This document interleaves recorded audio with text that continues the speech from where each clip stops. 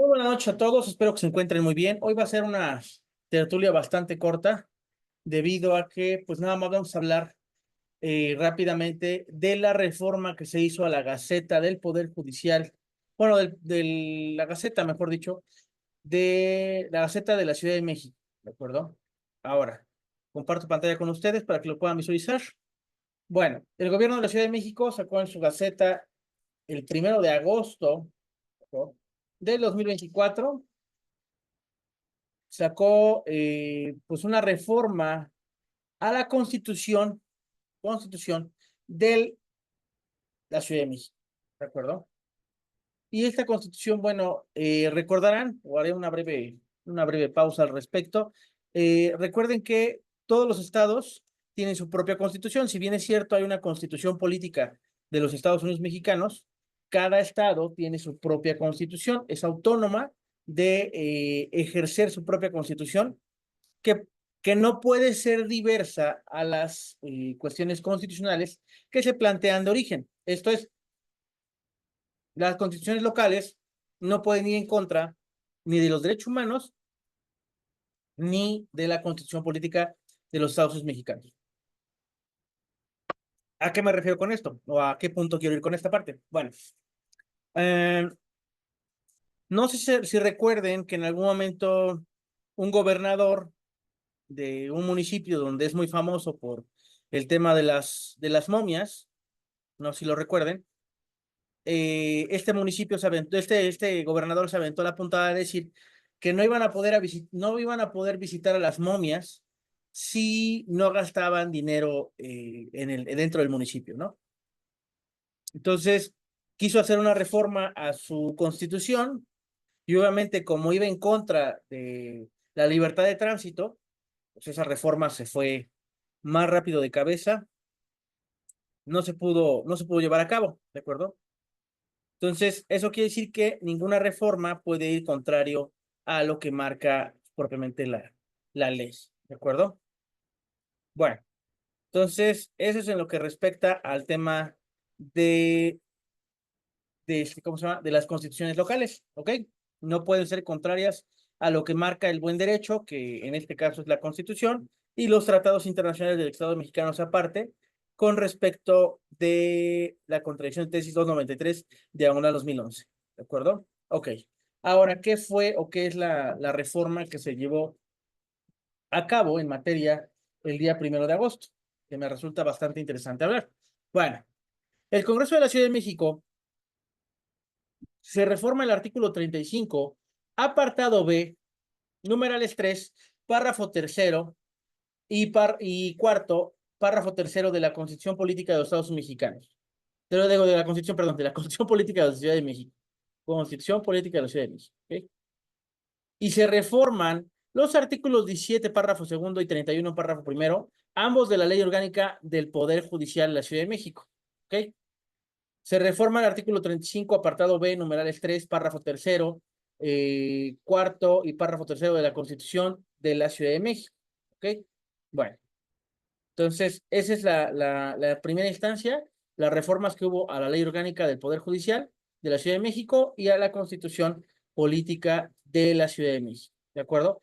Pero ¿de qué van estas reformas que se llevaron a cabo o que aprobó el Congreso de la Ciudad de México? Bueno, eso es lo que vamos a ver en este momento.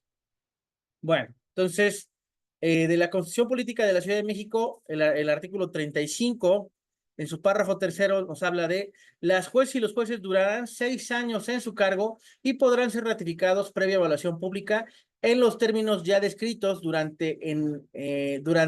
en el encargo los 75 años, durarán en el encargo hasta los 75 años de edad, y solo podrán ser privados de sus puestos en los términos que establece la Constitución y las leyes. O sea, si durarán máximo en su cargo 6 años, pueden ser ratificados, pero cuando lleguen a la edad de 75 años ya no pueden seguir ejerciendo ese cargo. Las y los magistrados durarán 6 años en su cargo y podrán ser ratificados previa evaluación pública en los términos dispuestos en la Constitución y en la ley en materia. Una vez ratificados, permanecerán en su encargo hasta los 75 años de edad y solo podrán ser privados del mismo en términos de lo que establece esta Constitución Luego viene, se reforma el artículo 17, párrafo segundo, perdón, y 31, párrafo primero, ambos de la Ley Orgánica del Poder Judicial. La Ley Orgánica del Poder Judicial de la Ciudad de México nos dice en su artículo 17, párrafo segundo, perdón. Una vez ratificados los jueces en el cargo hasta los 75 años de edad, solo podrán ser privados de sus puestos en los términos de la Constitución y las demás leyes aplicables. Ahora, el retiro de las y los jueces y los magistrados se producirá para sobrevenir incapacidad física o mental que imposibilite el adecuado desempeño del cargo o al cumplir los 75 años de edad. Y bueno, se hace el tema de los transitorios. Remítase a la persona titular de la jefatura de gobierno para su promulgación y publicación en el Diario Oficial de la Federación. El presente decreto entrará en vigor al día siguiente de su publicación, o sea, se entró ayer, ¿vale? Ajá, Palacio Legislativo. Bueno, hubo una reforma al respecto, hubo unos... Es muy importante que nosotros como abogados chequemos los considerandos porque son las razones que se tomaron en cuenta a la hora de emitir esta ley o emitir esta reforma, ¿de acuerdo? Que el artículo tercero de la Constitución Política de la Ciudad de México adopta como uno de los principios rectores de la Ciudad de México, perdón, la protección y conservación del patrimonio cultural y natural. Asimismo, el artículo 18 establece que el patrimonio histórico, cultural, inmaterial y material natural, rural y urbano territorial constituyen un bien común, por lo que su protección y conservación es de orden público e interés general. Que el artículo 17, apartado C, numeral 3 de la Constitución Política de la Ciudad de México mandata al gobierno de la Ciudad de México hacer efectivo el derecho a la vivienda, evitando la expansión sobre áreas de conservación y de patrimonio natural, así como fomentar el mejoramiento de la producción de viviendas en medios familiares ubicados en pueblos, barrios y colonias populares, en apoyo a la desinficación, la consideración urbana y el respeto al derecho de las personas a permanecer en lugares donde han habitado. Y así sigue manifestando, pero no tiene nada que ver esta reforma con el tema de lo que es la ley orgánica. No, no sé por qué. Le ponen un límite de edad. Aquí no viene el tema de lo que yo pensaba. Yo pensé que era la reforma al Poder Judicial de la Ciudad de México, pero no.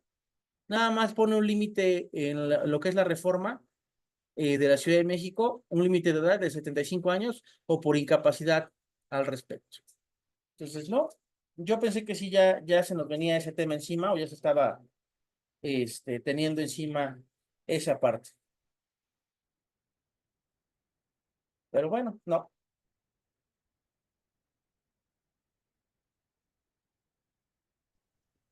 está bien. Muy bien, muy bien.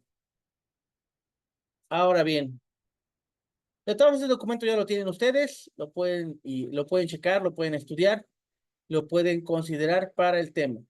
Ahora, sí es importante cada vez que se emite un cambio a alguna ley, que nosotros como abogados estemos estudiosos al respecto. Ahora, independientemente de esa situación que no se dio, lo que sí quiero estudiar con ustedes, que no tuve la oportunidad de checar en la semana, por diferentes actividades que tuve, es el Semanario Judicial de la Federación. Para los que no lo sepan, el Semanario Judicial de la Federación, pues es la publicación que se hace semana con semana de lo que son las tesis, jurisprudencias que se emiten cada viernes, ¿de acuerdo? Cada viernes se emiten nuevas. Entonces, sí quiero estudiar las que se emitieron, salieron en esta semana 46. Entonces, vamos a ver qué salió el día de esta semana.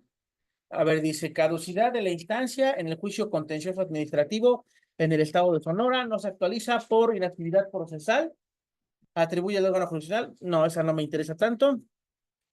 Excepción al principio de definitividad en amparo directo. Se actualiza contra resolución definitiva dictada por el Pleno de la Sala Superior del Tribunal de Justicia Administrativa del Estado de Sonora cuando la demanda se presentó antes del 26 de enero de 2024. ¿Ok? Horas extras en los trabajadores al servicio del Estado de Veracruz. Deben excluirse de su condena los periodos vacacionales y los días de descanso obligatorios y festivos cuando no exista controversia respecto de los que no se elaboran. Bueno, eso sí es un tema importante, pero es para el tema de Veracruz exclusivamente, por lo visto. Ujú. Juicio oral mercantil.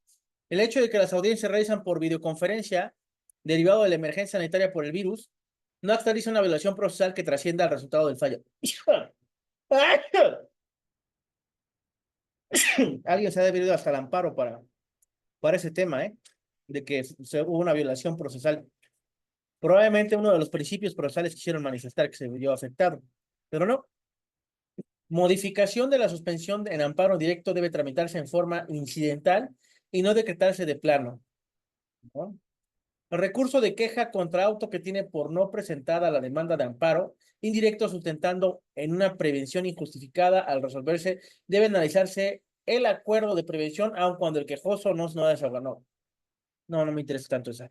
Recurso de reclamación de amparo directo es improcedente contra acuerdo dictado por la persona presidenta de un tribunal colegiado del circuito que ordena emplazar por edictos a la tercera persona interesada y requiere que la quejosa realizar la gestión necesaria para publicarlos con los apremios que de tener por no presentada la demanda.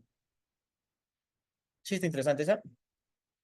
Mm, recurso de revisión fiscal. La persona titular de la subdirección de lo contencioso de la acción jurídica del Instituto de Seguridad y Servicios Sociales de los Trabajadores del Estado, ISSSTE, carece de legitimación para interponerlo.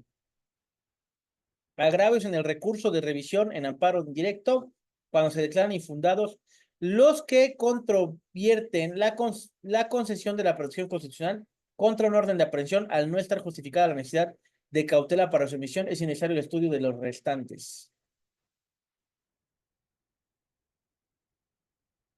Ah, chicos, esta sí me llama la atención. Ok, esta sí la quiero ver, la quiero descargar. Agraves en el recurso de revisión. Y, ajá, concesión de protección constitucional contra una. Ah, es la que estaba leyendo. Esta no. Declaración, amparo indirecto procede contra comisión de un ente de administración pública vencido en un juicio civil de cumplir la sentencia condenatoria correspondiente. No.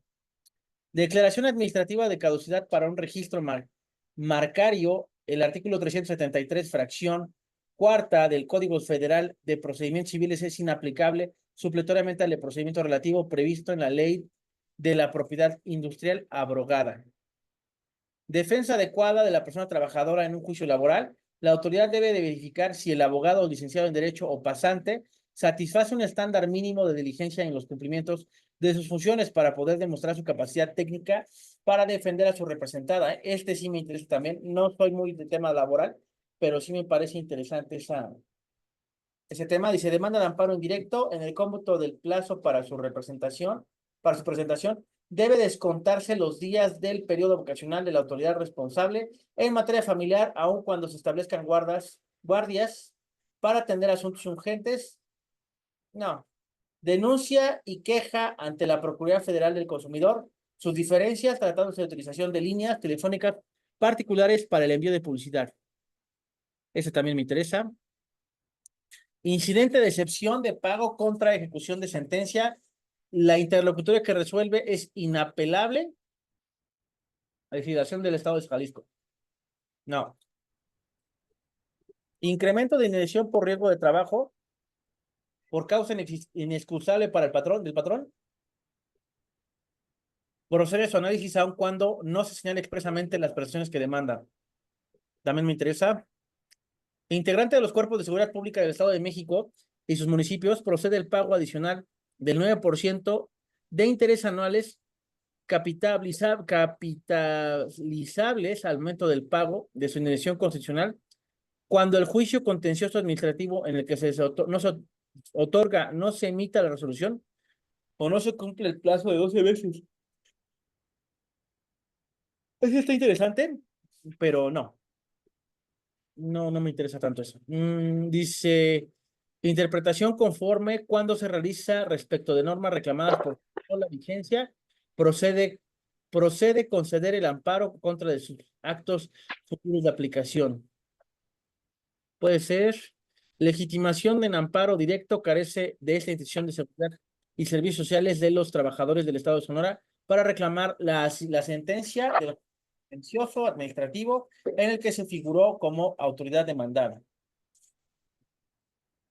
Pensión jubilatoria de los trabajadores al servicio del Estado de Chihuahua. No.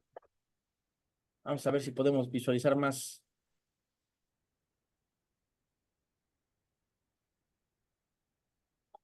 Dice pensión por edad avanzada y vejez de los trabajadores al servicio del municipio de Cajeme, Sonora. Procede para sujetos del régimen de jubilaciones y pensiones. ¿No? Personas trabajadoras del hogar, conceptos de alimentos y habitación pueden integrarse al salario indemnizatorio solo cuando por el tiempo de las condiciones en que se prestaban los servicios se justifique. Eso también me interesa. Planilla de liquidación de pensión. ¡Ah! De liquidación de pensiones alimenticias provisionales vencidas promovidas ante del dictado de la sentencia definitiva debe tramitarse y resolverse conforme al procedimiento establecido para los incidentes en general. Eso está interesante. A ver, ¿sí saben qué es la planilla de liquidación de pensiones alimenticias? ¿Y cuánto le No, deben? no sabemos. Bueno, cuando, cuando ustedes ya demandaron los alimentos, pero la persona no cumple por una determinada cantidad de tiempo. Vamos a imaginar que lo demandó en el 2010.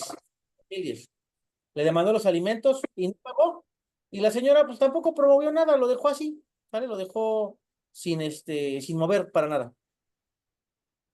Pues en ese sentido, ¿qué es lo que se puede hacer? Bueno, ahí ya no se vuelve a demandar los alimentos, porque ya los alimentos ya se demandaron.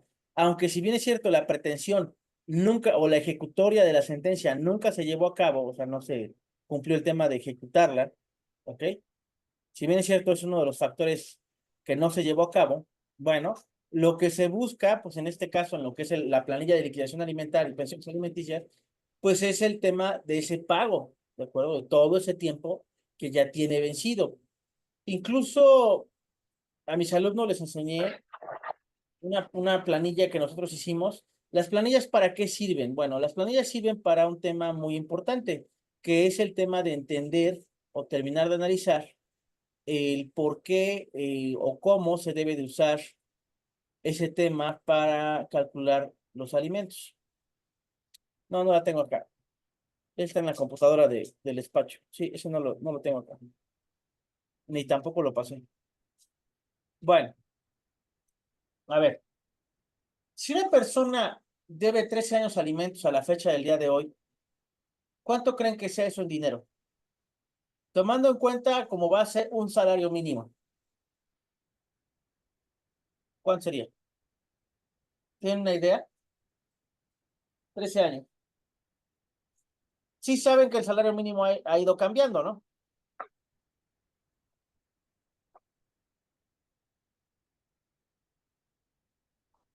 Bueno, hace 13 años el salario mínimo estaba, no sé, aproximadamente entre 56 pesos y 60 pesos, ¿no? Ahí va. Si vamos sumando cada mes lo que nos da la multiplicación de esa cantidad por 30 días, al día de hoy nos da aproximadamente $500,000, 560,000 pesos más o menos.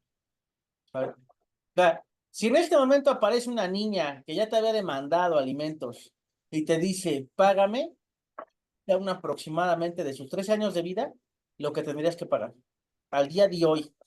¿Sí queda claro?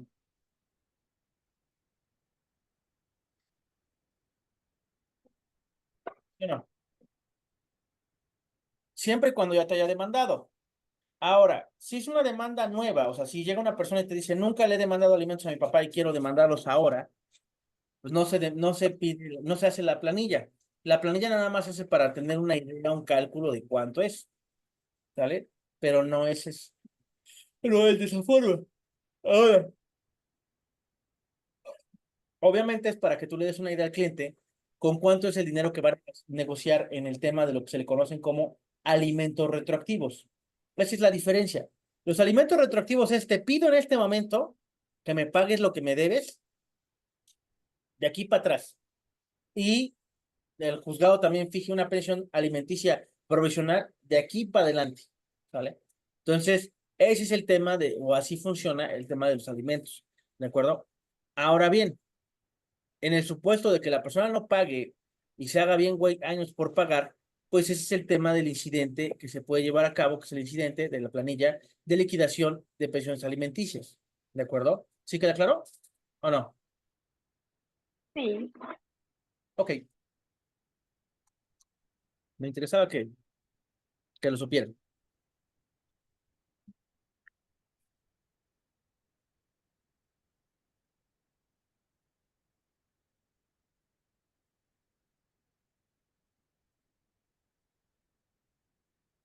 No entendí el comentario, pero bueno. Ok. Dice plataforma de profesión marina, no. Plataforma de profesión tampoco. Plataforma de profesión tampoco. Es solamente para los que estudian derecho ecológico. Prescripción de la indemnización global de los trabajadores al servicio del Estado de Sonora, no. Prescripción de solicitud y devolución de saldo a favor en el cómputo de años para los que opere, debe excluirse el periodo de de vacaciones, tampoco. Prevención e identificación de operación de recursos de procedencia ilícita, el reconocimiento expreso de la falta en que incurrió el infractor que realiza actividades vulnerables como requisito para no ser sancionado, se satisface con el cumplimiento extemporáneo y espontáneo de la obligación omitida previniente al inicio de las facultades de verificación. Mm, Sí me interesa leerlo, pero no he llevado un asunto de Orpi como para que me interese suficiente.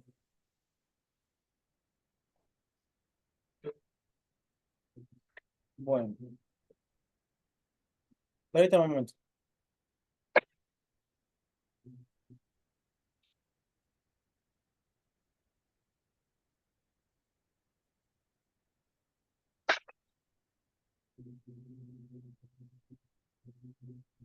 Antes que se me olvide. Uy, también me bloquearon. Qué mal.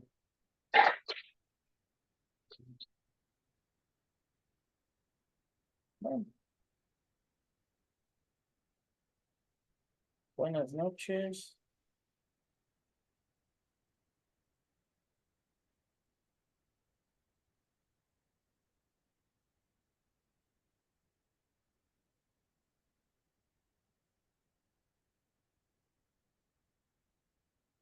No, me bloquearon de WhatsApp. No sé si me bloqueó el cliente de WhatsApp o legítimamente el cliente no ya lo bloquearon de WhatsApp o le quitaron su WhatsApp. Entonces, no lo sé. No me debe dinero, bendito sea Dios, ya me pagó. Buenas noches. Solamente quería comentarles que el cliente de la finca, a mí también me parece que no tiene WhatsApp, pero ya le mandé el acuerdo a Ramón para que lo verifique. Al licenciado Ramón.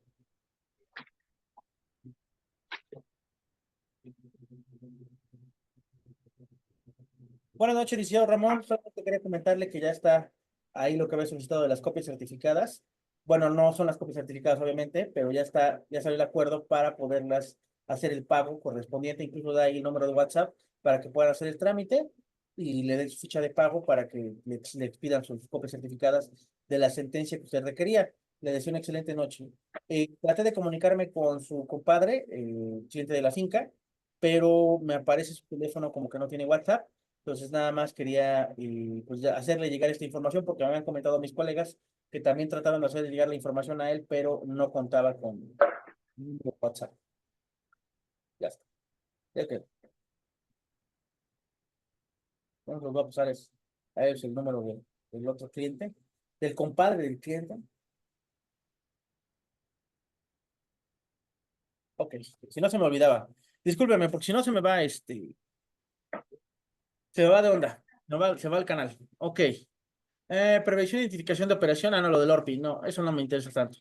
Procedimiento administrativo de separación de cargo a una persona servidora pública en periodo de lactancia. El Estado debe brindarle la protección reforzada para garantizar su derecho al empleo. Y eso debería de ser así, sin necesidad de jurisprudencia, pero bueno. Otro del tema de lactancia, no. Reconocimiento de las víctimas como parte del proceso penal. El artículo 16 del Código de Procedimientos Penales del Estado de Chihuahua, al no preverlo, viola el derecho al acceso a la justicia. Me imagino que esto es de un asunto que llegó al tema de amparo, pero ya es un asunto del sistema anterior, ¿sale?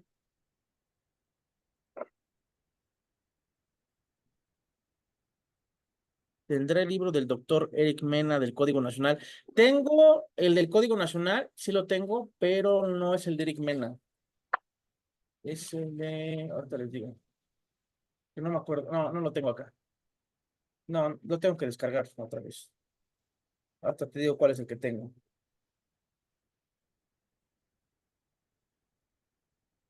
Ahora te digo cuál, en lo que descarga esto. Ok, sigo. Sí, me imagino que este es de un proceso anterior, ya no creo que aplique a lo del proceso actual. Recurso de operación.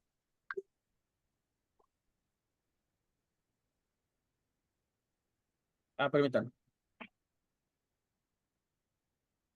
No, no ha llegado ningún tema de amparo. Incluso contacté al abogado de la contraparte, al licenciado Rogelio, para que para ver qué onda con el tema del amparo. Y me dijo que él renunció al cargo del abogado en ese sentido, porque pues ya tomaron el cliente de él, y bueno, la clienta de ella, que es Dulce, eh, tomó una dirección que no le gustaba al licenciado Rogelio y me dijo que ya no se fueron al tema. Ellos no tramitaron ningún tipo ni siquiera ellos hicieron el tema de la denuncia. Me comenta que sí le había comentado a la clienta de él, en este caso es Dulce, el tema de una denuncia en materia penal y el tema del amparo, pero que ellos no tienen nada que ver con ese proceso. Entonces, por ese lado no he podido conseguir la información, pero tampoco ha llegado ninguna notificación del tema de un amparo. No traté de conseguir información. Permítame. Régimen disciplinario del personal sustantivo de la Fiscalía General de Justicia de la Ciudad de México, cuando se reclama el reglamento relativo con motivo de un acto concreto de aplicación, los efectos de amparo concedido deben limitarse a los artículos que en aquel se fundamentó, no. Revisión extraordinaria de sentencia firme en materia penal. La determinación que resuelve no constituye una sentencia definitiva ni una resolución que pone fin al juicio para efectos de procedencia de amparo directo. No. Sentencia escrita en materia penal puede incorporar elementos de juicio que el tribunal de enjuiciamiento no mencionó al dictar el fallo de la audiencia oral.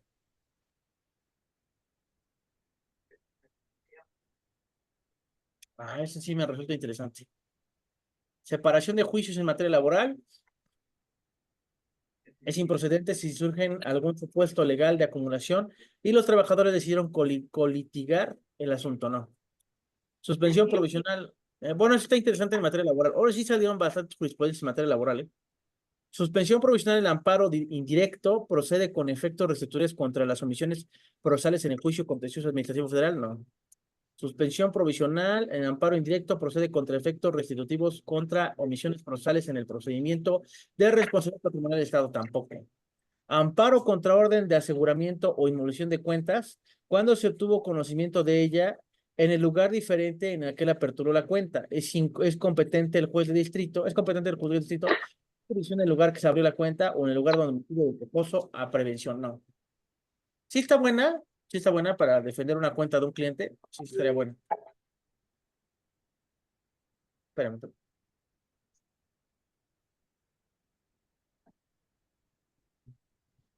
Gracias. Muy bien. A ver, espera.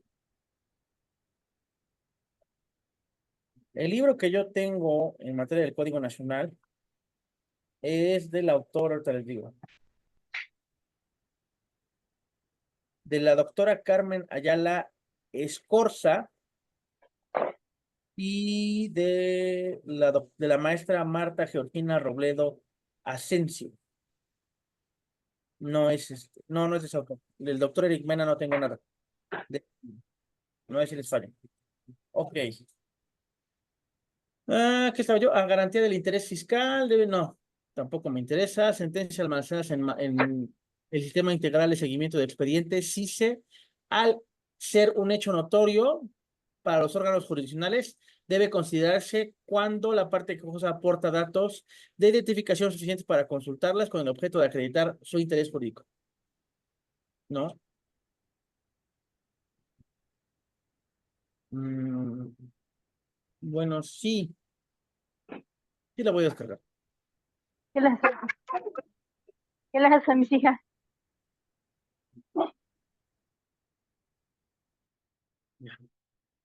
Este, si consigo el libro de Guimana, muchas gracias.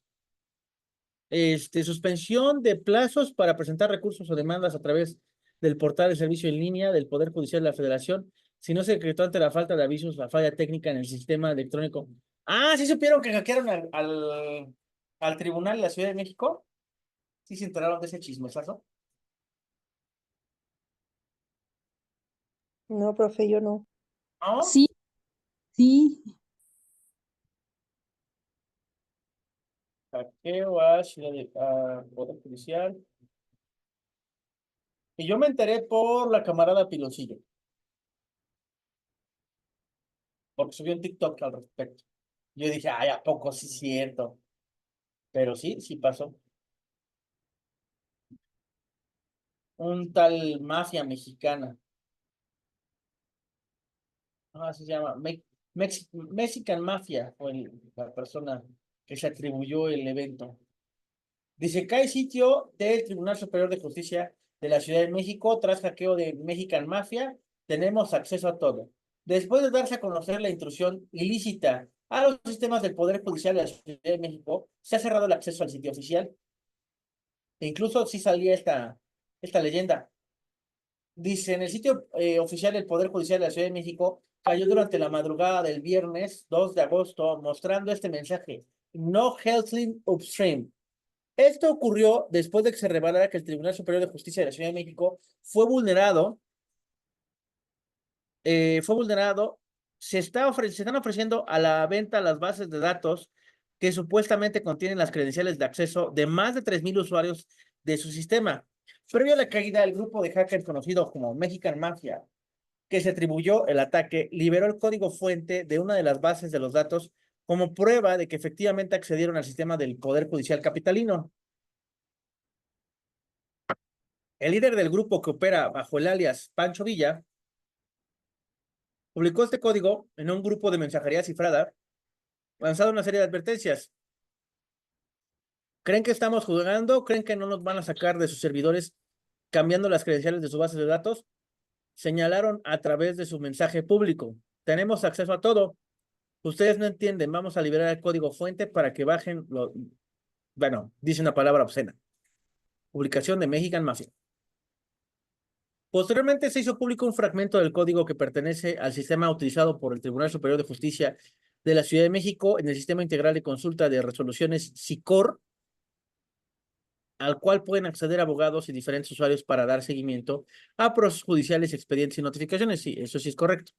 Este código correspondiente a la configuración de la biblioteca PHP Mailer en PHP revela credenciales, contraseñas y configuraciones detalladas para envío de correos electrónicos a través de un servidor SMTP. La publicación del código fuente confirmaría un acceso ilegal a los sistemas del Tribunal Superior de Justicia de la Ciudad de México y que la información confidencial de los usuarios, incluyendo abogados y demandantes, podría estar en riesgo. Esta acción no solo expone las credenciales de correo electrónico del tribunal, sino también le permite a otros hackers potenciales explotar las mismas vulnerabilidades. De acuerdo con el grupo de ciberatacantes, la base de datos abarca un periodo de 2017 hasta el 2024, o sea, es un chingo de información. Y presuntamente contiene información detallada y sensible relacionada con el funcionamiento del tribunal, incluyendo reclamos o demandas legales, citas o asignaciones, información de actuarios, datos sobre pensiones y comprobantes o recibos. Alguien dijo un comentario.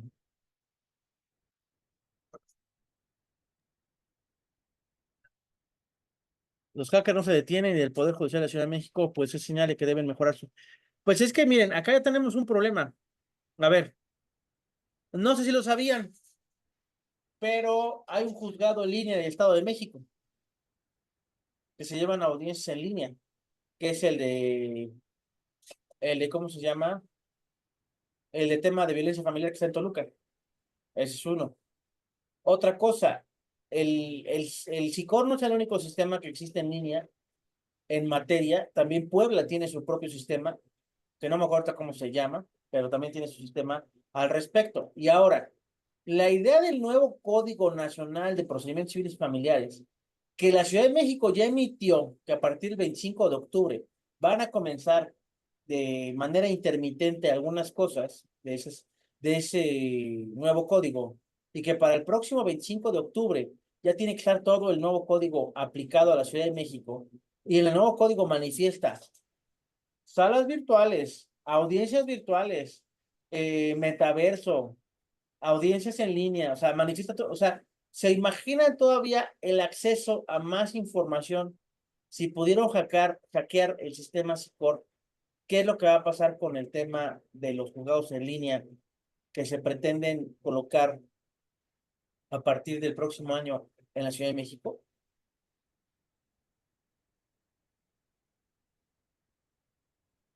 Sí es un problema, sí es un problema muy grande. Hace falta una inversión mayor para que en ese sentido pues, se dé ese tema, ¿no? ¿Qué opinan ustedes? No hay infraestructura en el en el Estado de México ni en el DF. Aquí en Nuevo León todos en línea casi y se han hackeado.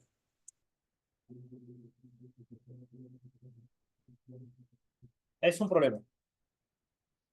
Ahora, ¿cuál es el problema? Yo, yo en lo personal, si tienen acceso a mi información, que estoy de alta en el SICOR también, pues no tengo como que ningún detalle al respecto, ¿no? No tengo, sí está registrado mi número y todo, pero que caiga yo en un fraude, pues está difícil. Pero ¿qué pasa si le llega a alguien una cédula de emplazamiento falsa? ¿Qué pasa en el supuesto de que alguien que debe en materia mercantil llega a otra persona haciéndose pasar por un actuario y le embarga, le hace un embargo? Lo mismo con el WhatsApp, que ahora supuestamente ya se puede notificar con WhatsApp. Pero aún. Peor. Entonces, si se supone que para el 2027 todo el Estado mexicano debe ya estar al corriente en ese sentido, en materia en línea, y estamos en el 2024, ya estamos más acabando el 2024 de lo que... No, este año se me pasó rapidísimo, como pinche agua. No sé si es porque he tenido mucho trabajo, porque he estado muy movido, no sé, pero este año ni lo sentí, ni lo sentí este año, sí. Desde que entramos en pandemia se me fue así. Entonces, ahora viene la pregunta. ¿Sí tendremos un problema en ese sentido de aquí en adelante con este detalle? Si no se ponen las pilas en materia de ciberseguridad. ¿Qué pasa? Voy a poner un ejemplo. Voy a agarrar a alguien de ejemplo. Y ya sé a quién exactamente agarro. Ah, ya se fue. Sí estaba. No, sí estaba, pero ya se fue. Bueno, vamos a imaginar, Martín, tú, Martín. Vamos a imaginar, Martín, que tú estudias ciberseguridad y eres abogado.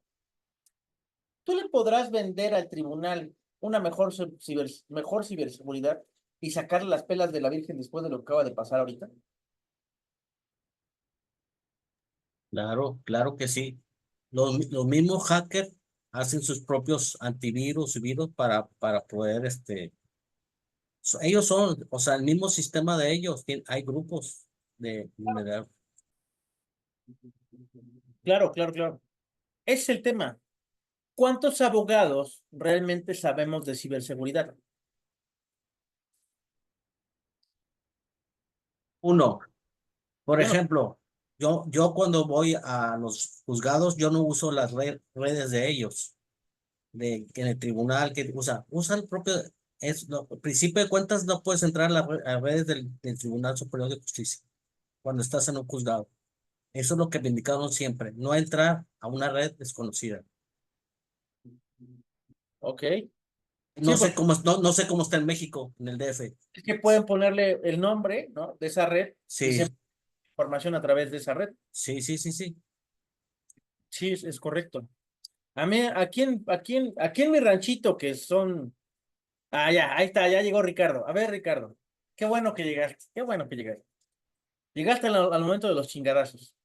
A ver, Ricardo, Tú estás estudiando o estabas estudiando, no sé si un diplomado, una maestría en ciberseguridad, ¿sí o no?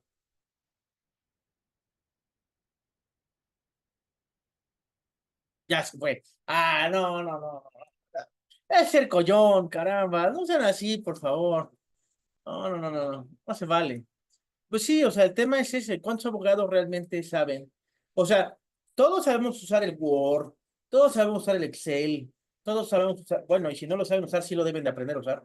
El PowerPoint, el Access, yo sé usar el Visual Basic, sé hacer páginas web, ¿no? Porque lo aprendí en mi carrera técnica del Cebetis, sé hacer animaciones en Flash MX, sé usar el chat GPT, ¿no? Sí me doy una idea de cómo usarlo. Sé programación básica de C++, muy básica, pero muy, muy, muy, muy básica, ¿no?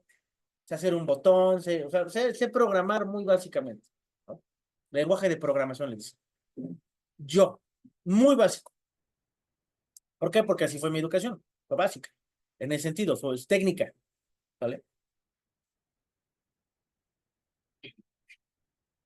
Pero ¿qué pasaría en un abogado que sí tenga esa preparación que nosotros no tenemos? ¿Qué pasa de ese abogado que sí sepa los límites y sepa usar el sistema a su favor? Turbo sepas, no, bueno. Es una beta muy buena que explotar, profesor. Y todo aquel abogado o estudiante de derecho que se prepare en todos estos aspectos que usted nos menciona, pues realmente va a ser de los que tienen en un buen futuro también. También yo le veo bastante futuro a esa especialidad que menciona.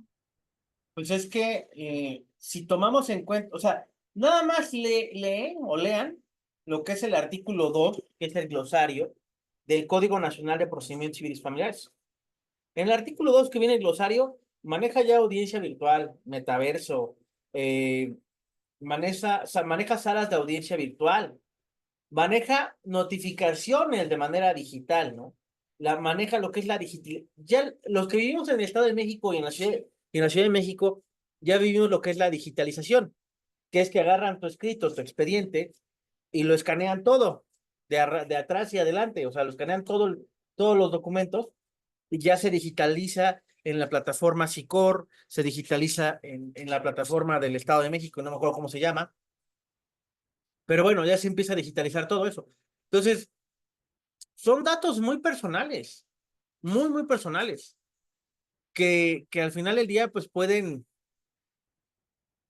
ser vulnerado toda esa información. O ya vimos que sí se puede vulnerar toda esa información, ¿no? Al final del día, y causar un efecto, pues, bastante pesado sobre el sistema de los clientes, ¿no? En ese sentido. ¿Queda claro?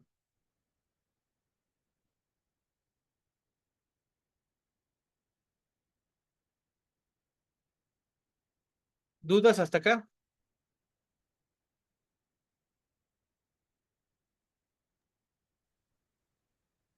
Abogado, una pregunta. Dígame, dígame. ¿Y usted qué nos recomendaría a nosotros? Por ejemplo, ya hackearon el sistema y yo creo que aquí en Puebla también podría pasar, ya que nosotros, pues para empezar, al país no se le apoya mucho en cuestión tecnológica.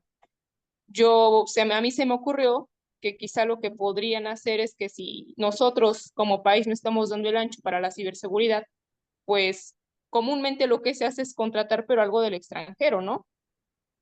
Y pues también todos nuestros datos se van a almacenar pues en el extranjero. ¿Nosotros qué podríamos hacer ahora como futuros litigantes, no? Bueno, yo aún no me recibo, pero sí tengo esa duda de Primero, cómo yo podría protegerme. mi primera recomendación es lo que siempre les he dicho, un contrato de prestación de servicios profesionales con el cliente. Siempre recomiendo eso, sí o sí, ¿sale? Porque así garantizas que te va a pagar el cliente y así te obligas tú a trabajar. Uno. Y me vas a decir, bueno, licenciado, ¿y eso qué cara más tiene que ver con el tema de la ciberseguridad? Muy fácil. ¿Por qué? Porque si tú estableces en las cláusulas que el cliente no puede tomar una decisión sin ti o sin informarte a ti primero, y que cualquier cosa que llegue a pasar durante el procedimiento tiene que notificarte el cliente a ti antes de tomar una decisión. En caso de que le llame a alguien o vaya alguien a su casa a tratar de embargarlo, suplantando a alguien del tribunal, ya estará sabedor si eso no es una persona que trabaja dentro del Poder Judicial. ¿Sale? Ese es de primera instancia. O sea, sí hay que tenerlo muy en cuenta eso. ¿Por qué? Porque al final del día, así vas a obligar al cliente que tenga una comunicación directa contigo todo el tiempo. O sea, y que sepas en tiempo real qué es lo que está pasando. Porque si no hay contrato, pues el cliente no se siente obligado a decirte nada. Y si no se lo especificas en el contrato y le dices cuando estás leyendo la cláusula, esto aplica para estos casos. ¿Sale? Y que los datos son confidenciales y que no tienen que compartírselos a nadie más que al tribunal, y tú los vas a compartir, no los va a compartir el cliente. Entonces, en ese sentido, pues sería el primer efecto, un contrato. Porque, ¿qué pasa ahorita? Yo ya llevo, ¿cuántos? En estos 2 meses y cachitos, aproximadamente yo llevo unos 12 contratos. Y en todos los contratos he establecido confidencialidad. ¿Qué pasa si el tribunal ya violó esa confidencialidad cuando fue vulnerado? Bueno, yo me comprometí a que yo no iba a publicar sus datos de cliente, ¿vale? Y eso lo he cumplido, ¿no? Pero yo no me comprometí a que el tribunal no lo iba a hacer. Y esa es la primera parte en la que yo me defiendo con el contrato, de que si el cliente se ve vulnerado en algún sentido o de cometen algún delito por esos datos, de primera instancia yo ya me blindé con un contrato, ¿sabes? Entonces, lo que siempre recomiendo es un contrato bien blindado en ese sentido. No ChatGPT, ¿vale? Porque si bien es cierto, la inteligencia artificial ya sabe redactar contratos, porque ya lo he visto, ya lo he checado, ya me metí a la inteligencia artificial y ya revisé, y sí, efectivamente, la inteligencia artificial ya sabe redactar un contrato de prestación de servicios profesionales, ya lo sabe hacer, ¿eh? También de arrendamiento, también de promesa, también, ya hice experimentos con la inteligencia artificial, y sí sabe.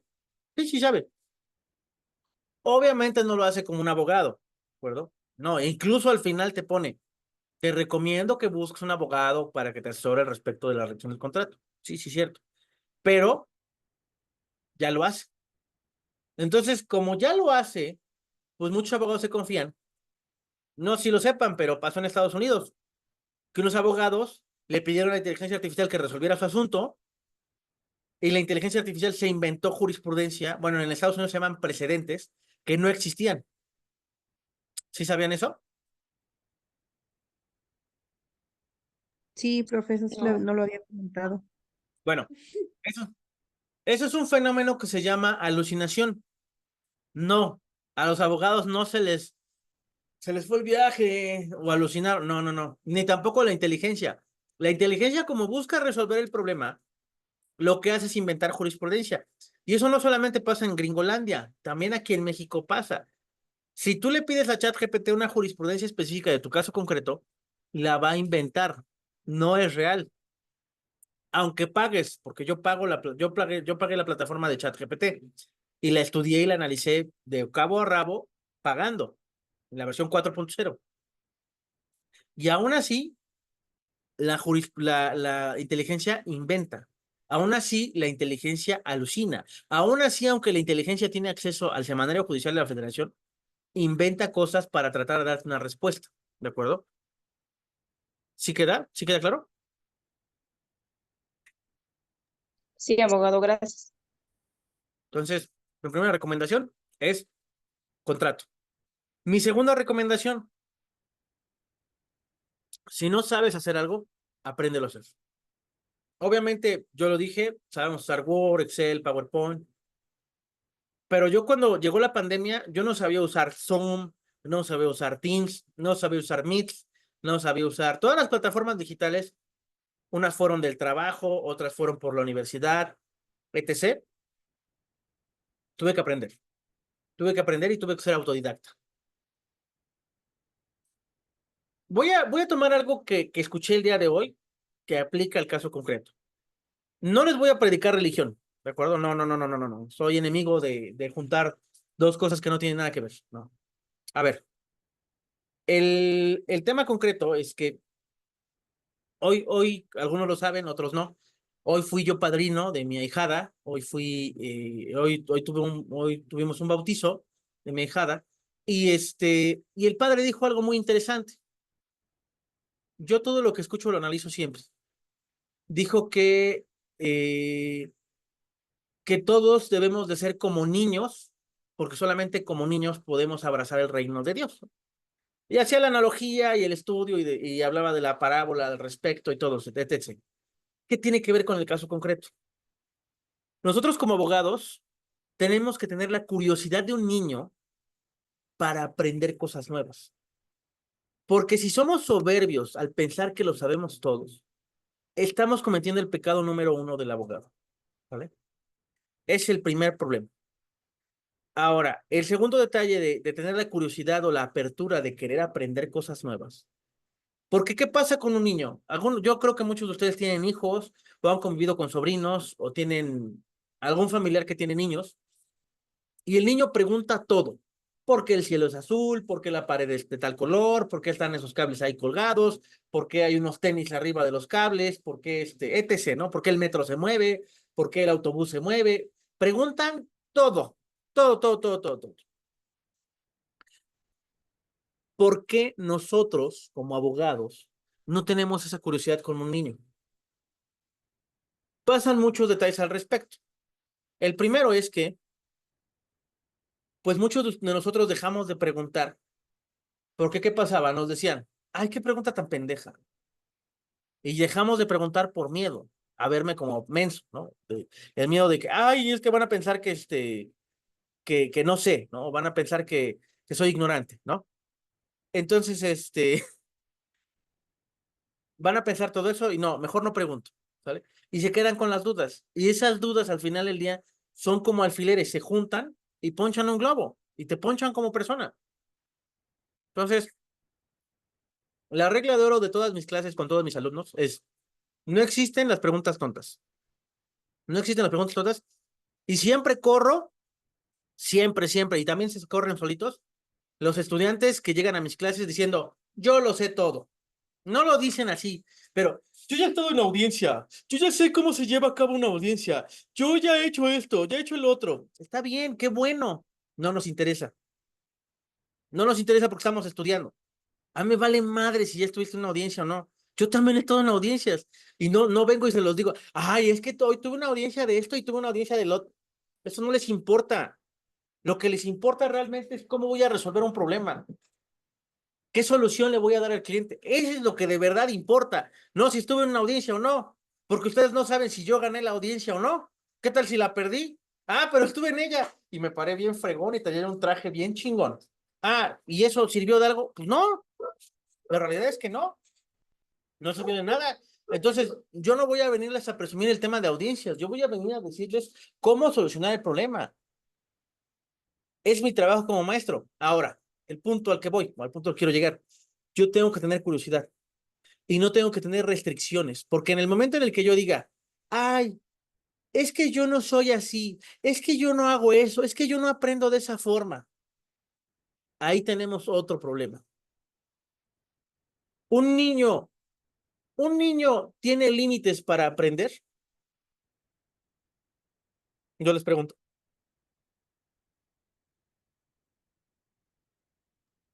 No, no tiene límites, todo el tiempo está aprendiendo y de lo que ves lo que está aprendiendo y pregunta, nunca para de preguntar. Es muy Exactamente. curioso.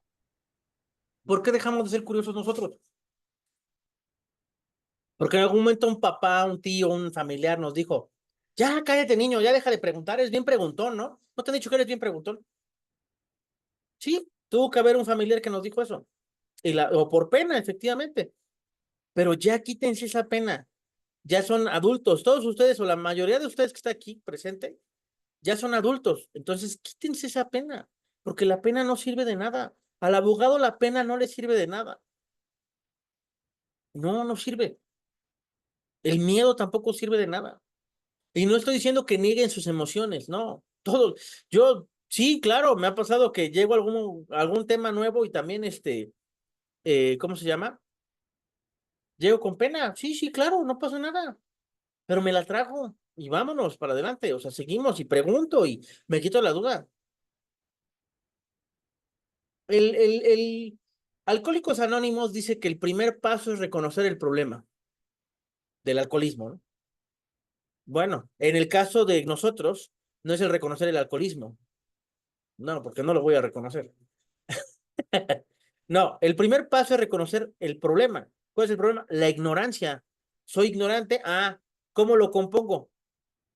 Investigando, estudiando, preguntando. Mi mamá decía, preguntando se llega a Roma. ¿Vale? Preguntando se resuelven las dudas. Es la única forma. Y les tiene que valer 2 kilos de cacahuates, voy a decirlo así. 2 kilos de cacahuates les tiene que valer lo que el otro piense de ustedes. No les tiene que importar. Lo único que les tiene que importar es lo que ustedes mismos piensen de ustedes. ¿Qué prefieren ser? ¿Abogados con dudas o abogados con respuestas? Esa es la primera pregunta que tienen que hacerse. Yo quiero ser un abogado con respuestas, por eso tengo muchas dudas, por eso hago un montón de preguntas. Miren, yo lo voy a decir así, me pasó, sus compañeros me expresaron la semana problemas que tuvieron en la universidad, desde la semana pasada me expresaron problemas universitarios de que, pues, les preguntaban a los maestros y los maestros no les respondían o les cambiaban el tema o para no contestar los exentaban. Sí, sí, sí, sí. O porque les daban una respuesta diferente para callarlos los exentaban. Sí, es una realidad. Y me dice, es que no voy a aprender así. Y sí, es una realidad, no van a aprender de esa forma. Yo también tuve ese mismo problema. A mí me pidió un colegio de abogados, no voy a decir nombres, es de aquí de mi rancho, es de aquí de Puebla. Me pidió un colegio de abogados que dejara de asistir a un diplomado, ¿sale? Porque yo hablaba más que los ponentes. Les voy a decir por qué, qué pasaba. Y no es porque yo callara al ponente. No, no, no, no. Yo escuchaba al ponente, decía sus cosas, que normalmente eran jueces, y cuando el criterio del juez era así, yo hablaba. No, espérese. Eso no puede decirle a abogados que ese es el criterio que usted tiene, porque ese criterio va en contra del protocolo para juzgar con perspectiva de discapacidad, el protocolo para juzgar con perspectiva de, y le decía el por qué, cómo, cuándo, dónde. Y con mi tabletita ahí estaba y le enseñaba, mire, aquí dice que no es así. Y se enojaban. Y luego los compañeros hacían preguntas que los propios jueces que estaban ahí dando clases no contestaban. O se quedaban así como que callados. O sea, hacía un silencio incómodo y yo respondía a la pregunta. Y no es porque yo sea un genio ni muy inteligente, es más, ni siquiera creo ser una persona muy inteligente, ¿sale? Creo ser una persona que sabe retener información, pero inteligente no creo, ¿sale? No creo. Sí sé retener mucha información. ¿Por qué? Porque tengo métodos para aprender, tengo estrategias para, así como tenemos estrategias para litigar, ¿por qué carambas no vamos a tener estrategias para aprender, ¿no? De las dos, ¿sale? Entonces, como abogado, pues yo tengo que tener ciertas estrategias para también retener esa información, para que se quede acá, ¿sale? Yo vi, hace muchos años, me tocó ver un programa que probablemente vieron ustedes también, en el Canal 5, cuando estaba vigente. Y salía una persona que sabía retener números. Se aprendía una lista de números y los decía. Y luego me enteré con los años que hay un concurso en China de eso precisamente. Les dan una lista de números enorme para que la retengan y la transcriban. Y gana el que retenga más números. Que ahorita ya se hizo internacional esa cosa. Anteriormente nada más era nada más en China. Ahorita ya actualmente esos concursos de retención de información o retención de números ya son a nivel global. Y yo dije, bueno, si ellos pueden, ¿por qué yo no puedo aquí del otro lado del charco? ¿Por qué yo no puedo hacer eso? Si tenemos 2 ojos, 2 manos, 2 piernas, un cerebro, o sea, tenemos todo igual. La única diferencia es que ellos están hasta allá y yo estoy acá, ¿no? ¿Por qué yo no puedo hacer eso? o por qué ellos pueden hacer. Entonces, estudié o pregunté, y sí, hay estrategias para aprender, hay estrategias para retener información, ¿sale? Ok, Jesús, mándame mensaje y con mucho gusto te ayudo. Entonces, en ese sentido, pues la idea es precisamente tener una estrategia para que ustedes retengan información y así se quiten la ignorancia. Yo incluso los primeros 30 artículos de la Constitución los tengo manejados a un 70%. Así les digo, o sea, retenidos en la mente al 70%. No palabra por palabra, no, pero sí sé qué dice cada párrafo. El artículo primero, párrafo primero, habla de los derechos humanos y los tratados internacionales y que se pueden restringir algunos derechos. Y está relacionado con el 29, párrafo segundo. El artículo primero, párrafo segundo, habla del principio pro persona, de que se debe de dar en favor a la persona el derecho o aplicar el derecho humano y los principios del derecho que le apliquen mejor a su caso concreto. El párrafo tercero habla del ámbito de obligaciones que tienen todas las autoridades. Todas las autoridades en el ámbito de sus obligaciones tienen la obligación de respetar, proteger, garantizar los derechos humanos con conformidad con los principios de universalidad, de interdependencia, indivisibilidad y progresividad. El párrafo cuarto habla de la esclavitud. El párrafo quinto habla de la discriminación. Son 10 causales que existen de discriminación. El artículo segundo habla de usos y costumbres y de que vivimos en una nación pluricultural. Y así puedo seguir. Y miren que la verdad sí, ya hoy vengo enfiestado, ¿vale? Hoy vengo bastante enfiestado. Y aún así mi cerebro me jala bastante bien. No me falla. Podré escribir mal, hoy sí. De hecho, aquí tengo una demanda que tengo que corregir y no creo poderlo hacer hoy. Yo creo que mejor mañana me paro temprano y corrijo todos los errores que tiene. Nada más tiene un error de fecha y del semestre en que va la niña que está pidiendo alimentos. Es lo único que tiene mal, pero no creo poderlo hacer en este momento por cómo me encuentro en el estado inconveniente. Pero aún así, tengo bien manejada mi mente. Entonces, pregunto, ¿todo se basa en la Constitución? No todo, pero sí, todas las ramas se basan en la Constitución. Eso es una realidad. Todas las ramas. ¿Sale? Ese es un tema importante. Entonces, por ejemplo, en materia penal, pues no puedes ignorar el artículo 20 es la base. El artículo 20 constitucional es la base, porque habla de los principios. El apartado A habla de de los principios generales del derecho penal, del sistema penal acusatorio, ¿no? Que se debe ser preponderantemente oral, que debe de guiarse con los principios de continuidad, concentración, inmediación, continuidad, concentración, ya lo dije, creo que los dije los dos, publicidad, no me acuerdo ahorita los otros. Todos esos mismos están en los primeros artículos del Código Nacional. El apartado B habla de los derechos de la víctima y la fracción primera habla de los derechos del imputado, perdón. El apartado B habla de los derechos del imputado y la primera fracción habla de que se le debe de considerar inocente en todo momento, hasta la sentencia. Y bueno, que se le maneja como el derecho de presunción de inocencia o el principio de presunción de inocencia. Y el apartado C habla de los derechos de la víctima. Esos son eso es el artículo de cajón en materia penal que debes de conocer. En materia penal también debes conocer el artículo 14, el 16, el 21.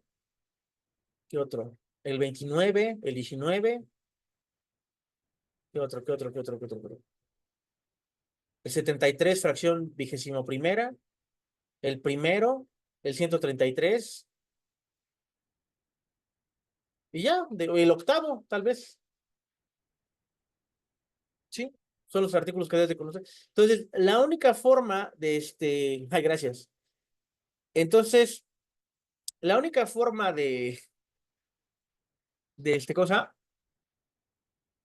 de poder retener toda esa información para mí, para mi cerebro, es tener una estrategia de aprendizaje. Existen muchas estrategias de aprendizaje. Existe el método Ipler, existe el método, ¿cómo se llama? Ahorita no me acuerdo de todos. Pero yo tengo dos métodos. ustedes,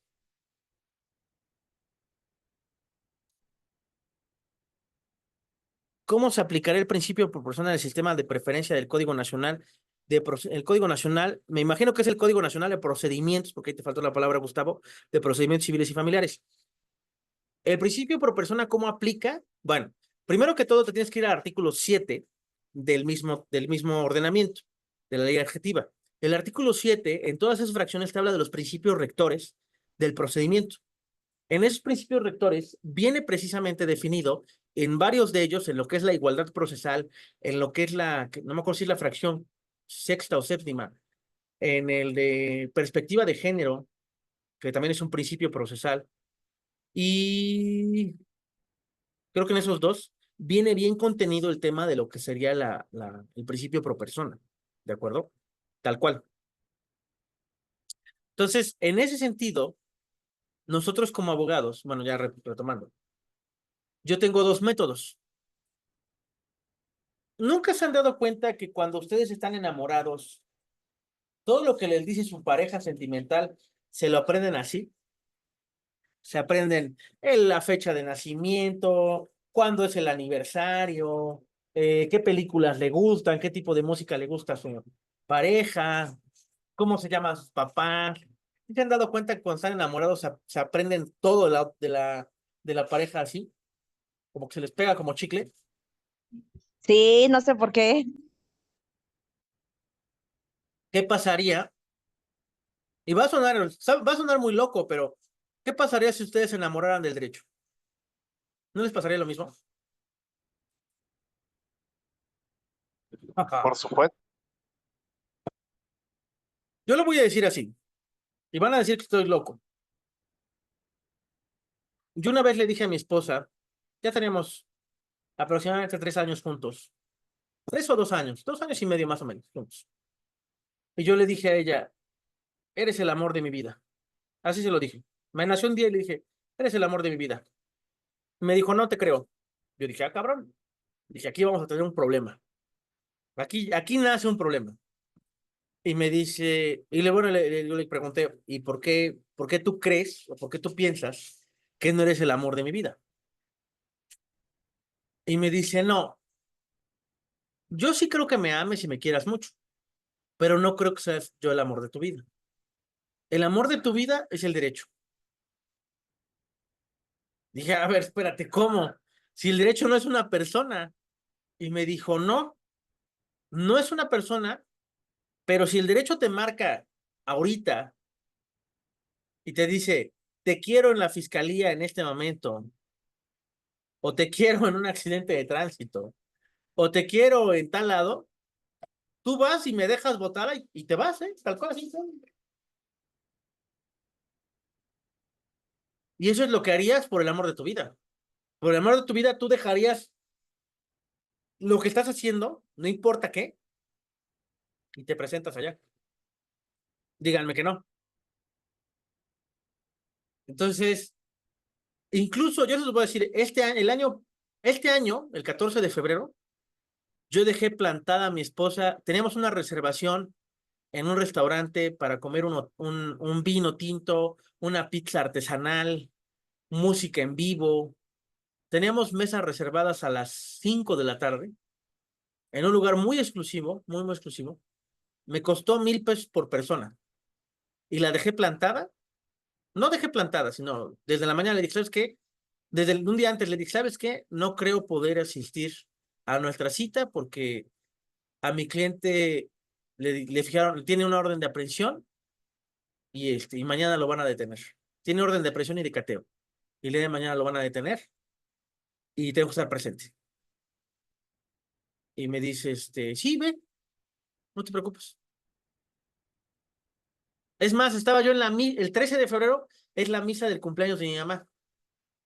Mi mamá ya no está con nosotros. Estaba yo en la misa hablando con el cliente. Así se los digo, o sea, imagínense de qué calibre es mi enamoramiento por el derecho, que en la misa de la misa de mi mamá, que es sagrada para mí, las misas de mi mamá son sagradas, en su cumpleaños, el 1 de noviembre, y en el aniversario de su muerte, que fue el 13 de agosto, son las 3 fechas que yo no falto a la iglesia no importa qué pase. Entonces, imagínense qué tan garrabafal fue o qué tan fuerte fue ese tema, o qué tan fuerte es el tema del derecho para mí, que dejo votado todo por el derecho.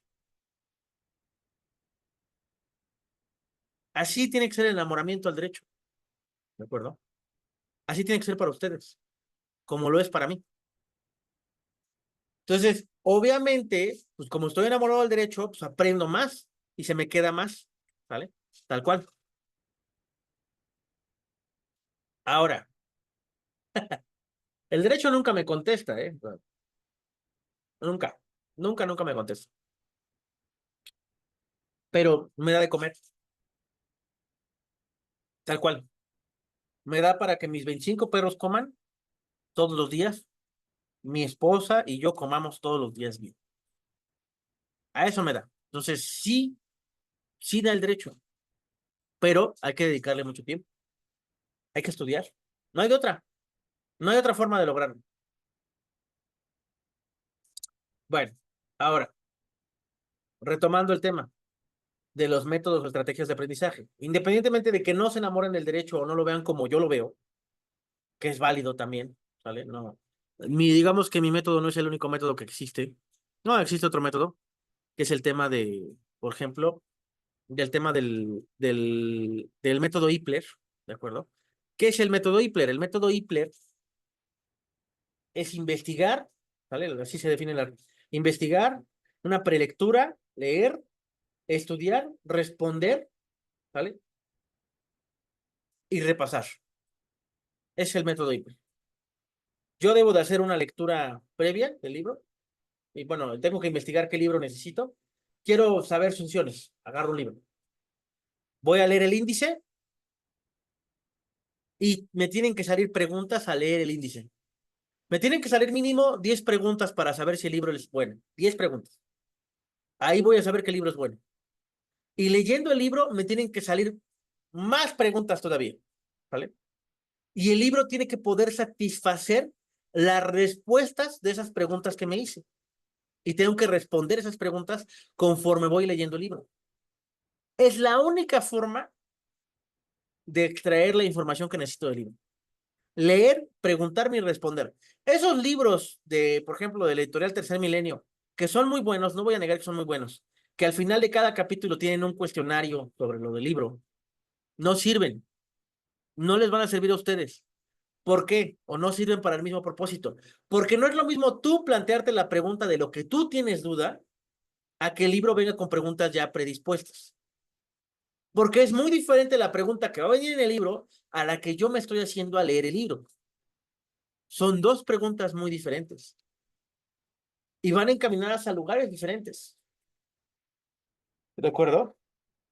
Entonces, por eso es importante que cuando ustedes leen un libro, se hagan preguntas, las respondan a esas preguntas y luego, ya que hayan contestado las preguntas y leído el libro, repasar esas preguntas. Pero la pregunta es, o la interrogante es, ¿cuántos de ustedes están dispuestos a hacer eso al leer un libro? Ese es el problema. Porque si ustedes creen que leyendo un libro, ya, leí el libro de José Valle Favela, Cipriano Gómez Lara, Ignacio Burgoa, Erika Valderas, Bardales, perdón, Erika Bardales, Miguel Ángel Ruiz, López Betancourt, todos los que han metido la Suprema Corte, ¿no? De diferentes autores, de Miguel de la Fuente, de etc. ¿Vale? Si ustedes creen que leyendo un libro ya lo hicieron, no. Así no funciona. Porque ese conocimiento se va. Es momentáneo. Se te queda una semana, 2 en la cabeza, 3 a lo mucho. Y se va. Ese conocimiento pasa como, ¿vieron intensamente? Como las esferitas de Riley que desaparecen. Así le pasa, ¿de acuerdo? Tal cual. Así les pasa. Se van de tu mente. Se desaparecen, se desintegran. Pero cuando tú refuerzas eso con una pregunta, lo respondes y luego lo repasas, ese pensamiento no se va nunca de tu cerebro. ¿Se han preguntado por qué a los militares los ponen a armar y desarmar sus rifles una y otra vez, y hasta entre ellos concursan la velocidad en la que hacen eso, en la que pueden armarlo y desarmarlo. ¿Sí saben por qué o no saben por qué? Pues para que actúen más como de forma mecánica y también me parece que tiene algo que ver como que con la memoria muscular, ¿no? O física, algo así, para que en automático lo puedan hacer. Tiene que ver con lo que acabas de decir, la memoria muscular es importante, pero tiene que ver con un ejercicio de repetición, una y otra vez, una y otra vez, una y otra vez. ¿Por qué se nos pegan las canciones en el set? ¿Se han preguntado por qué la canción de Maynes se nos pegó a todos en la cabeza, independientemente de que no votamos por él? De que decía, Maynes, Maynes, Maynes presidente, que hasta la ponían en el antro, estuvo en Spotify como de las más escuchadas. O la canción de antes, la que estuvo antes, un sexenio antes, la de Movimiento Naranja. ¿Sí se acuerdan? ¿Por qué? Por repetición. Repetían tanto la palabra Maynes que se nos metía en el cerebro la canción. Lo mismo pasaba con el tema del Movimiento Naranja. Se te pegaba en el chingado cerebro por la repetición. La repetición hace que se te peguen las cosas. Es lo mismo. Lo mismo pasa. El método de hacerte preguntas y hacer las respuestas y repasar esas preguntas es repetición. Y a tu cerebro se le queda más cuando lo repites. ¿Queda claro? Mire que a mí me toca diferente, licenciado. Yo soy como el papalote, toca, juega y aprende. Si no, no lo retengo. No entendí el tema de la analogía del papalote, discúlpame.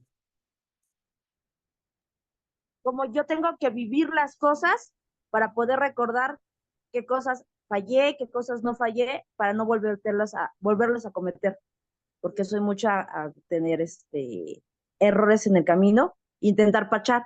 Entonces, como ya sé que cometí un error la vez pasada, la siguiente vez procuro ya no cometer ese error. No hay mejor maestro que el error. No hay mejor maestro que el fracaso.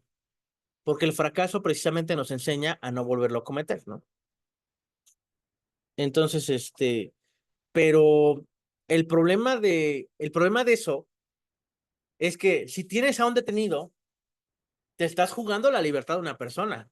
Si tienes a una mujer que vive violencia familiar, te estás jugando su integridad física, ¿sale? Y ahí ya no la puedes regar. Ahí ya no te puedes cometer o darte el lujo de cometer errores. ¿Sí queda claro? Sí. Entonces, yo se los voy a decir así, independientemente de que tengamos mucha o poca conciencia o una conciencia, vamos a decirlo así, flexible, ¿no? De decir, bueno, cometí el error, aprendí, ya no me vuelven a condenar a nadie por 40 años, ¿no? Y digo, ya no cometo esos errores, ¿no? Y digas, pues fue un aprendizaje, ¿no?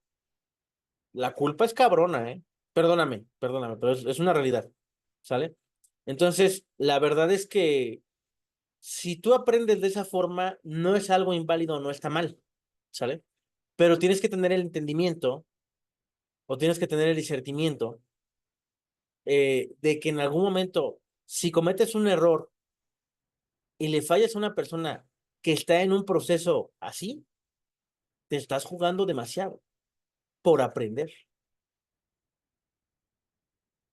No hay delitos chiquitos, no existen los delitos chiquitos, porque al final del día, sean 50 o sean 3 años de cárcel, es la privación de la libertad del cliente la que tú estás jugando. Por eso les digo que no existen delitos chiquitos, no existen problemas pequeños. Todos los problemas son problemas al final del día. Así como he dicho que la publicidad, buena o mala, es publicidad al final del día, lo mismo pasa. Una pretensión no alcanzada es un cliente, miren, luego se los voy a decir así, un cliente con el que tú quedas bien, te trae otro. Y a lo mejor si te va bien o si te va muy bien, te trae dos. Pero un cliente al que le quedas mal, te ahuyenta como 20 clientes. Así, ¿sale? Entonces, sí entiendo tu punto perfectamente. Yo también era de esa idea de aprender bajo el error, o sea, aprender, pues echando a perder se aprende, ¿no? Como decían. Sí, para algunas cosas sí funciona. Sí, sí, no te lo voy a negar. Pero para otras no. Y más cuando estás hablando de problemas reales, ¿de acuerdo? Entonces, o dejar a un delincuente libre por impericia del abogado. O vámonos del otro lado, ¿no? Si eres asesor victimal y te estás jugando el tema de que una persona quede libre por tu mal manejo de la carpeta de investigación, o sea, también es un problema. O sea, todo eso es un detalle. Entonces, sí, sí entiendo tu punto y entiendo el por qué lo defiendes y entiendo perfectamente la situación, pero tú también tienes que entender el otro lado de la moneda. Estás jugando con fuego. Estás jugando con un tema muy delicado. Entonces, no considero yo que si ese es tu método de aprendizaje, hagas la pauta de pensar en todas las posibilidades antes de hacer una pretensión. Voy a ponerte un ejemplo práctico. Llega una señora y te dice, quiero demandar alimentos a mi esposo, ¿sale? Ya no vivimos desde hace 2 años juntos y quiero demandar alimentos. Tu primer pensamiento va a ser, voy a agarrar el Código Civil y el Código de Procedimientos de mi estado. Lo primero, ya, de entrada. Pero si tú quieres ser más garantista, podrías agarrar la Ley General de Derechos de los NNA, la Ley de los Derechos de los NNA de tu estado, la Convención de Derechos de la Niñez, el protocolo para juzgar no, el protocolo para juzgar con perspectiva de infancia y adolescencia. Si la menor es mujer, puedes agarrar todos lo en materia de mujeres. SEDA, Belén do Pará, etc. Incluso hay leyes de acceso a las mujeres a una vida libre de violencia. Por ejemplo, lo que es el estado de Veracruz y el estado de Puebla, que el tema de no pagar alimentos se considera violencia económica. En el estado de Puebla, en el estado de Veracruz. Es más, en Veracruz, el no reconocimiento de la paternidad se considera violencia económica contra la mujer. En el estado de Puebla, el no pagar alimentos se considera violencia económica contra la mujer. No en todos los estados funciona igual. Ahí es el tema de conocer esa parte. ¿Sale? Entonces, si tú tenías un panorama así, tú tienes que ampliar tu panorama porque tienes que pensar que el juez te va a negar tu pretensión de inicio para que entonces pienses un poco más allá. Porque el juez a la hora de prevenirte, decirte, está mal esto, o está mal tu pretensión por esto y esto y esto y esto, y te previene y te inadmite la demanda, tú no aprendiste nada. Porque el juez no te va a decir, pues es que hubieras usado tratados internacionales, hubieras citado la Ley General de los Derechos del NNA, el juez no te va a decir nada de eso. En las prevenciones, el juez no te dice en qué la regaste. Es más, hasta la sentencia te entera de los errores que cometiste y aún así no te enteras de todos. Fíjese, hago un paréntesis ahí. Me tocó, soy la pasante. Llevamos la demanda de pensión alimenticia, de divorcio, todo lo que usted quiera. No se la aceptaban. No se la aceptaban. Le digo, oiga, es que me la rechazaron. Es que eres una pendeja. Y esto, perdón. Fui, hablé con la secretaria de acuerdos. Digo, mira, la verdad la hice yo. Mentira, ¿verdad? Dime en qué la regué. Me dijo, la regaste en esto, esto, esto. ¿Cuál fue el esto, esto, esto? A la hora de poner cómo iban a garantizar los alimentos, lo garantizaron con una fianza, cuando el señor pudo haber garantizado con su trabajo y era más factible que me la pudiera aceptar el juez. El del juzgado 32 de lo familiar de la Ciudad de México son bien especiales. Entonces, eso fue lo que me dijo. Entonces, a la hora que ya lo garantizó bien, ya me aceptan la demanda.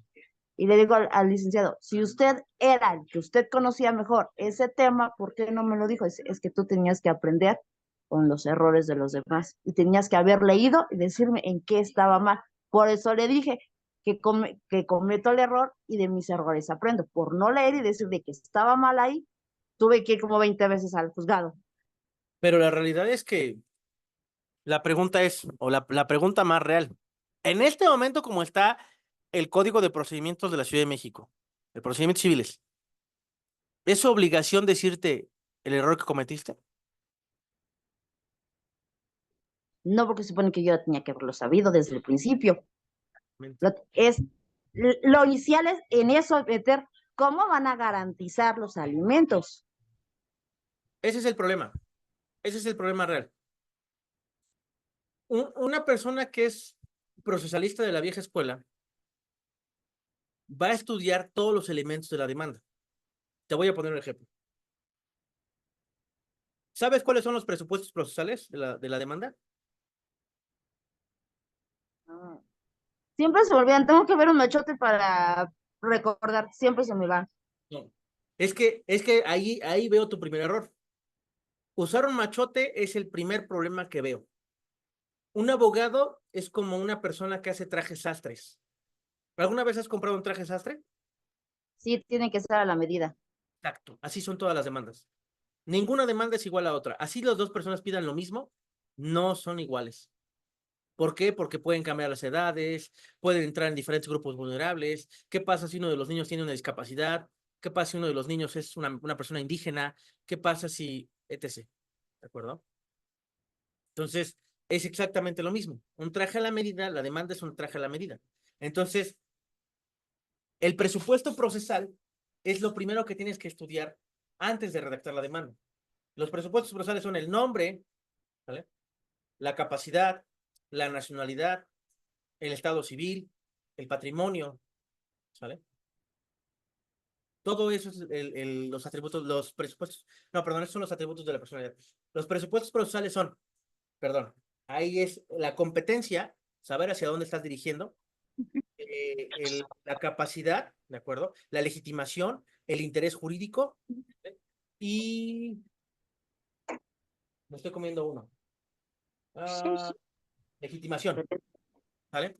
Legitimación activa y pasiva, ¿sale? Entonces, son los 5 presupuestos procesales que existen. Ahora, de los 5 presupuestos procesales, tienes que ver que tu demanda reúna todos esos presupuestos procesales y con el nuevo código reúne las características de las 10 fracciones que manifiesta el 235, ¿de acuerdo? No, el presupuesto procesal no es eso. El 235 te dice las partes de la demanda. La competencia, fijar la competencia. Civil o familiar. ¿Qué juzgado le corresponde? O si es mixto, o cuál es el que le va a corresponder. ¿Vale? Y eso lo vas a saber, basándote en la ley orgánica del Poder Judicial de la Ciudad de México. ¿Ok? Luego, el nombre del actor, el domicilio del actor, el nombre de la persona demandada, ¿sale? Su domicilio de la persona demandada para el emplazamiento. El nombre del abogado patrono, ¿no? El domicilio del abogado patrono y el tema electrónico para las diligencias, ¿no? Para las notificaciones. Posteriormente, los hechos de la demanda. No, antes de los hechos, los petitorios, ¿no? Lo que le estás pidiendo al juzgado, ¿no? Los alimentos, la guardia y custodia, etc. Los hechos. Después de los hechos viene el derecho. ¿Vale? Del derecho vienen las pruebas. Y de las pruebas vienen las peticiones. Primero, que este órgano jurisdiccional sea el nombre competente para conocer el presente asunto. Segundo, que se fije en la vía alterna de medios alternos para que se fije el tema de una conciliación en caso de ser necesario, bla, bla, bla. Tercero, que los abogados nombrados en este escrito de demanda sean admitidos, bla, bla, bla, bla, bla, bla. ¿Sale? Entonces, todo eso que te acabo de decir son los elementos que contiene una demanda. Si tú sabes los elementos, no necesitas ver un machote. De la nada redactas una demanda. Entonces tienes que conocer los presupuestos procesales, los atributos de la personalidad, ¿cómo se llama? Las partes de la demanda y los elementos de la demanda, la teoría de la acción, la teoría de las pruebas, y con eso tienes todo para poder redactar todo de la demanda. Ok. Obviamente, en todo lo que estoy planteando en esto suena bien fácil, ¿no? La realidad es que es bien pinche difícil, no lo voy a negar, o sea, sí es bien pinche complejo, o sea, no creas que yo aprendí en un día todo eso y dije, no, sí, ya, sé redactar demandas. No, o sea, me llevó tiempo perfeccionar, exactamente. Precisamente el problema que tú tienes, ¿no? Pero yo creo que, mira, te lo voy a decir así, y no es por ofenderte, ¿eh? Es en general. El usar un machote es como aprender a usar la bicicleta con las rueditas auxiliares. ¿Alguna vez usaron las rueditas para aprender a andar en bicicleta? Las que van en lateral, para que no te caigas, no pierdas el equilibrio. No, mis primos eran gachos, me aventaban como iba. Y aprendiste, ¿no? Y 3 si, guamazos, pero sí. y si ahorita te subes a una bicicleta, te juro por Dios que vas a poder andar, tal cual. Porque, vamos a decirlo así, ese machote son tus rueditas, ¿de acuerdo? Y pasar de las rueditas a dejarlas de usar cuesta un chingo de trabajo, un chingo, pero muchísimo, muchísimo. Se los dice alguien que tardó un mes en aprender a andar en bicicleta. Todas las tardes mi papá me llevaba a que me diera yo en mi madre con la bicicleta cuando me quitó las ruedas de entrenamiento. Me tardé un mes en aprender a usar la bicicleta por usar las ruedas de entrenamiento. Y me raspé el codo, me raspé las rodillas, me di en la madre en mi cara, todo, todo me pasó.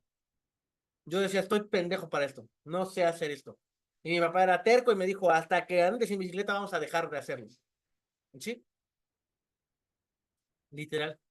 Hasta que aprendí a andar en bicicleta fue como dejó de, este, fue que dejé entonces, mi papá me dio una lección muy importante, aunque él estuvo harto, molesto, frustrado, ¿no? Por la situación de que yo no aprendía a andar en bicicleta, él me enseñó algo ese día, después de todos los putazos que me metí, algo que se llama disciplina. Si tú no tienes la disciplina de hacer algo todos los días, hasta que lo logres, ¿sale? Nada te va a detener, nada te va a impedir hacerlo. Eso fue lo que aprendí ese mes completo con mi papá, fines de semana, de lunes a viernes, todas las tardes, hasta que aprendí a usar la bicicleta. Ahí aprendí el tema de lo que es la disciplina. La disciplina te hace lograr lo que quieras. Te arrastra, te duele, te lloras, te frustras, todo, pero la disciplina es la que te hace lograrlo. Lo mismo pasa con la demanda. Usar un machote es usar las rueditas de entrenamiento. Hacer lo que te hicieron tus primos es lo correcto, porque aprendes más rápido. De hecho, ahorita lo que le estoy diciendo a mi titular es como, cuando llega algo, digo, déjame hacerlo, la demanda, chécala, si está mal, no importa, tíramela, hazla bien, pero enséñame, estás mal aquí, aquí, aquí, aquí, que yo sepa en qué estoy mal, no nada más me digas, estás mal, enséñame cuáles puntos para poder yo, ok, estoy mal, ¿por qué estoy mal? Y poder defender mis puntos hacia tu punto de vista. Y a veces son buenos agarrones que nos damos, y a veces sí los defiendo, y a veces, pues, lógico, en la experiencia y demás, pues sí me gana, pero me hace estudiar. Mira, la realidad es que te lo voy a decir así. Yo también tengo, bueno, sí, tuve pasantes y voy a tener pasantes. Y la realidad es que es muy difícil enseñarle a alguien, muy, muy difícil, por X o Y cantidad de razones. Independientemente de que también hay un tema de mucho egoísmo entre los abogados.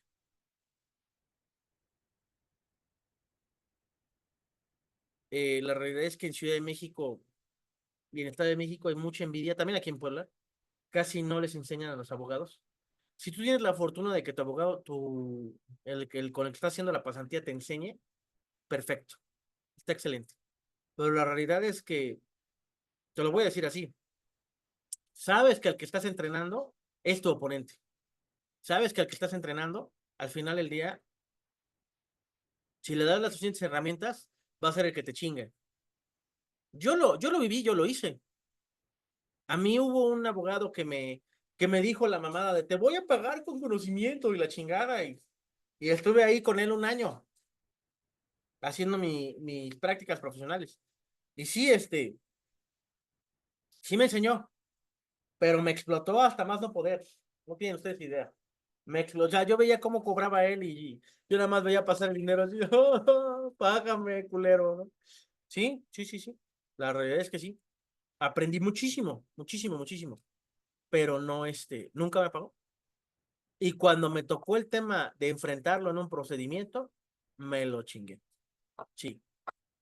Usé sus mismas herramientas y más todavía, las que aprendí más en el camino.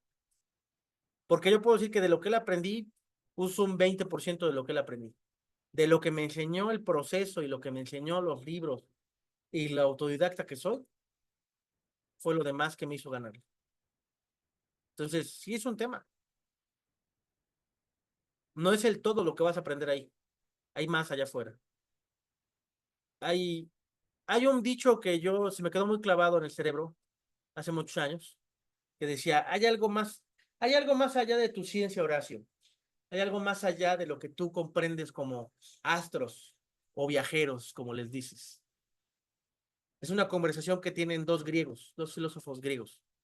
Y sí es cierto, hay más allá de mis límites, o sea, hay más cosas allá afuera y tengo que aprender más. Y nunca puedo decir ya lo sé todo o sentirme que ya lo sé todo. No, tengo que aprender todavía más. Es el tema como abogado. Aprender más. Siempre. Nunca dejamos de aprender. Siempre tenemos que tener la apertura de aprender más. Y no tenerle miedo a aprender. Y no A tenerle mí miedo. me gusta que ¿Eh? a mí me gusta que me mandan a los juzgados, porque como se cometen errores, voy y pregunto. Y me cagan, digo, no, no me van a cagar esta vez. Voy a decir esto, y voy a defender mis puntos. Y voy con otro secretario y le pregunto. Y sí me ha funcionado y he aprendido más yendo a juzgados. Sí, me han regañado, me han cagoteado, pero he aprendido. Está perfecto.